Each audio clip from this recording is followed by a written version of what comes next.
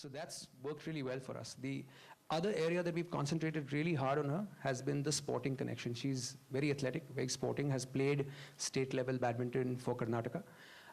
We've also kept her feet in both parts of the business, which is there's the Hindi film industry and there's the rest of India.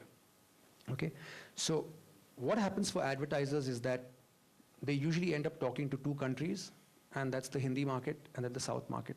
So very few celebrities are there that will, bridge both those markets, and then Deepika does that quite effectively for us.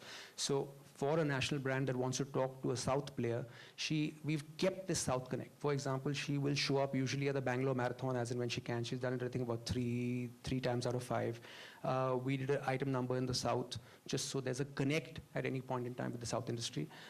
She has a release in April with Rajnikant, which is that animatronics film. And so it's part of the strategy to keep it. So my job is to make the money, okay? So, and the money comes from brands most of the time, and random appearances where you cut a ribbon and wave your hand and you get paid obscene sums. But so this works really well. The other really fabulous example, and someone I'm a deep admirer of and is a fabulous human being, and quite easily the best actress we've known, period, is Vidya Balan. And I think when Vidya Balan came first in the scene in Parineeta, she was like a breath of fresh air. And everybody looked at her and said, my God, who is she?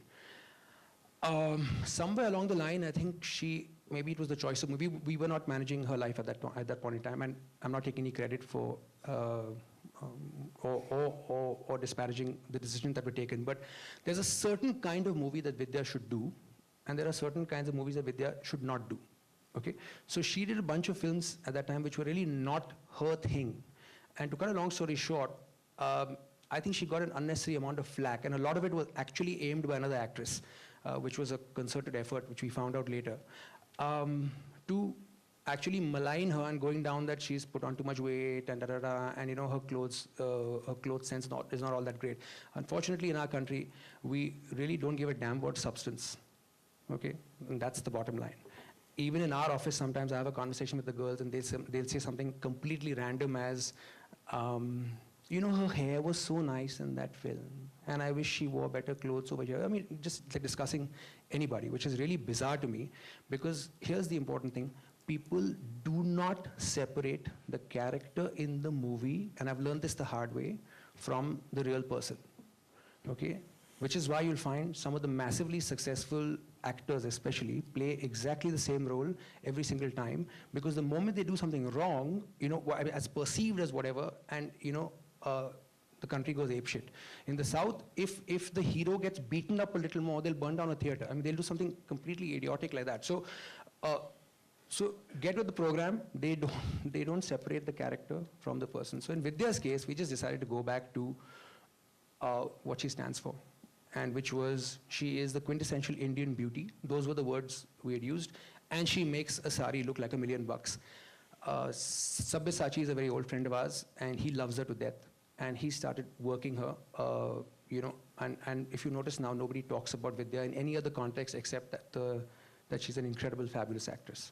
But anyway, actually what I'd much rather do is, if there's like a freewheeling kind of chat, and people want to, I just want to give you a quick background on what we do in case you were unfamiliar with it, because we don't do the PR physically. But we take care of a lot of stuff that sort of intrinsically adds to that. For example, what you wear to a place. There are half a dozen designers at different levels for all our people who make sure that Midday doesn't write about you saying, she wore the same chappals twice, okay? How does it matter? I don't know, but it matters, so we take care of that, okay? There'll be a bunch of jewelers on the roster who will provide you with jewelry to wear and then return. So it's about your image, it's about your reputation. But the nice thing is, even if you screw it up, which I keep telling people, okay, our world is consuming entertainment at the most incredible and alarming pace today. Apparently, if you sat and watched every single thing on YouTube, it would take you approximately 700 years. Okay, so nobody has the time. So even if you do something fantastic, next week, the question is, what have you done for me lately? Because that 1 week ago was Jurassic Park.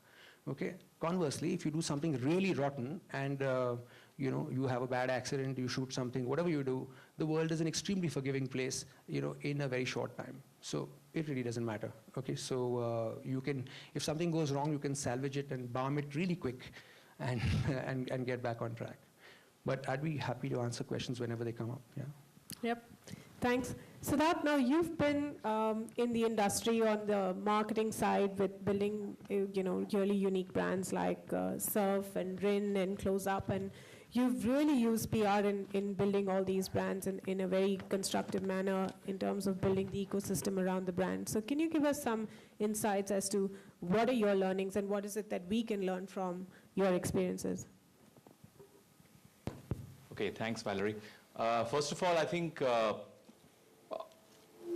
unlike the other three speakers that preceded me, I'm not a PR professional. I, however, have handled brands which then get taken up by PR professionals in terms of managing reputation.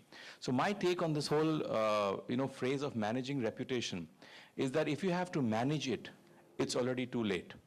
So therefore, as a marketer, when I run my brand or I run a category, I'm always looking out to do things which start building the reputation of a brand in baby steps over many, many years. So let me sort of illustrate what I mean by that point. So it's a bit like wartime versus peacetime. A lot of our, CorpCom people in organizations come into play when it's wartime, which is your reputation is at risk, an incident has occurred, there's a product recall, or somebody has written something negative about your brand or your service, and then you start sort of firefighting. Where we marketers, and I believe that's the role that we play, step in is doing things or not doing some things every day which add to the reputation balance or the equity balance of a brand every day. So let me give you 3 or 4 examples. Let's say you're running a detergent brand like Surf Excel, or you're making a soup like Knorr, and there is an infestation of some product that should, or some particle inside the soup, or a ketchup, or a food product, which should not be there. And 100 consumers call up your care line or your call center, or speak to your distributor saying, listen, I found this product.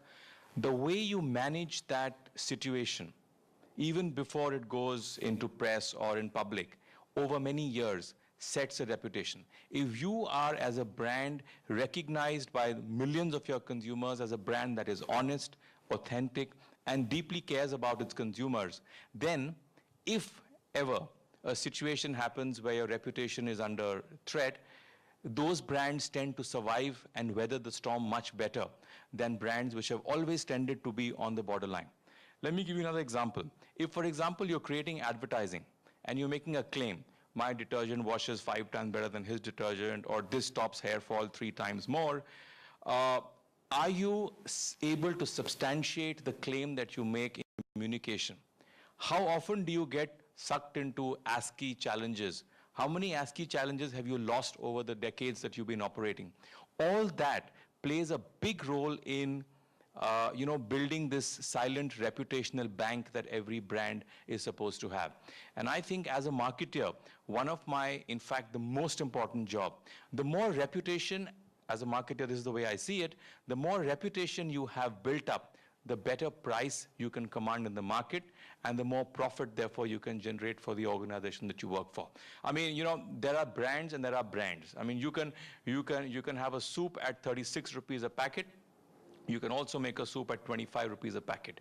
But, for example, in foods category, which I have worked with for about 6 or 7 years, it's always been found that the most premium brands tend to be the ones that are either number 1 or number 2, and they happen to be the most profitable, which means that consumers are willing to pay for products and brands that they intrinsically trust in. And therefore, I think reputation building or reputation creation is one of the core jobs of a marketer. And I recognize, because I met a lot of you last night, there are sort of 2 sorts of people or 2 streams of people in this room. The first, of course, are PR professionals. And to you, I would say that when you meet a client of yours, a marketer like me or a brand manager, you must run through the checklist of things that brand is doing or not doing, in terms of building an honest and authentic reputation with consumers. If you are a client yourself, then you must always watch out for the typical shortcuts that a lot of brands and companies tend to take in saying, listen, let's cut a little corner here, let's make the packaging lighter, let's ignore the 2 calls, if they come in terms of, there was a cockroach in my ketchup, it's okay, it's just 2 out of a million ketchup bottles that I make. I think if you focus on that discipline, you will find that the likelihood of a crisis is much lower. And also when crisis hits you, the likelihood of your coming out unscathed or less damaged is much higher than for brands that don't tend to follow this basic principle. So that's roughly my take on how you need to build reputation over many years, rather than just bank on managing reputation.